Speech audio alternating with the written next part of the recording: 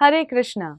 भविष्य पुराण में वर्णन आता है कि एक बार युधिष्ठिर महाराज श्रावण मास के शुक्ल पक्ष की एकादशी के व्रत की कथा के बारे में श्री कृष्ण से विनम्रता पूर्वक जिज्ञासा कर रहे थे, जिसके उत्तर में भगवान श्री कृष्ण बताते हैं कि द्वापर युग में महीजीता नाम के एक राजा महिष्मतिपुरी नामक एक राज्य में राज किया करते थे।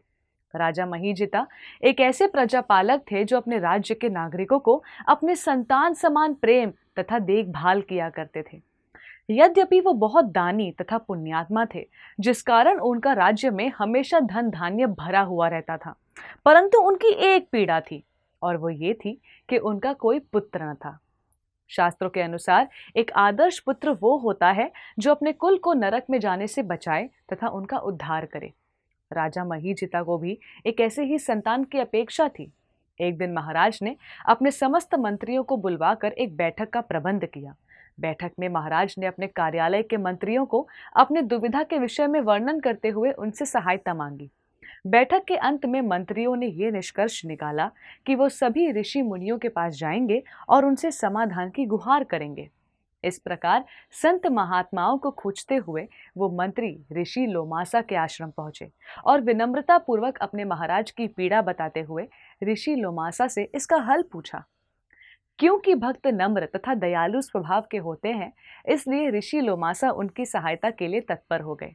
ऋषि ने राजा के मंत्रियों से कहा कि पिछले जन्म में राजा महीजिता एक बहुत बड़े व्यापारी थे और बहुत लोभी थे, जिस कारणवश उन्होंने कई बार गलत मार्ग को भी अपनाया धन एकत्रित करने के लिए। वो देश विदेशों में भी व्यापार के लिए जाया करते थे। एक बार यात्रा के दौरान वन गमन करते हुए उन्हें प्यास लगी थी।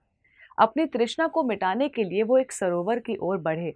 वहां एक गौ माता अपने बछड़े के साथ पानी पी रही थी, पर उन्होंने गौ माता और उनके बछड़े को डरा कर भगा दिया और अपनी प्यास को मिटाने को ज्यादा महत्व दिया। इस पाप के कारण इस जन्म में राजा को पुत्र प्राप्त नहीं हो रहा है। परंतु अगर सारे मंत्री तथा राजा महीजिता स्वयं एकादशी व्रत का पालन करेंगे और अगर सारे मंत्री अपने अपने एकादशी व्रत का फल राजा को अर्पण कर देंगे तो उन्हें पुत्र प्राप्ति अवश्य होगी। इस प्रकार ऋषि लोमासा के कथन का पालन करते हुए राजा और उनके मंत्रियों ने पवित्रोपना एकादशी का पालन किया और फल स्वरूप राजा को पुत्र प्राप्त हुआ।